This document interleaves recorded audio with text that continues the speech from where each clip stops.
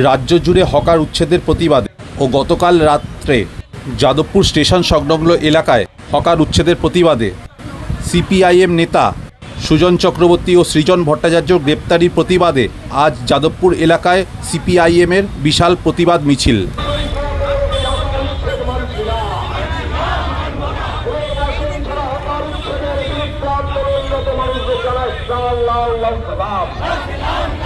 গতকাল যাদবপুর স্টেশনে রাতের অন্ধকারে আন্দোলনরত মানুষদের রক্তাক্ত করা হলো, কারণ রাজ্য পুলিশ জবাব দাও। আর এই জবাবে চাইতে সমস্ত মানুষ ইনকিলাব জিন্দাবাদ, বামপন্থী ট্রেড ইউনিয়ন ঐক্য জিন্দাবাদ। এই বামপন্থী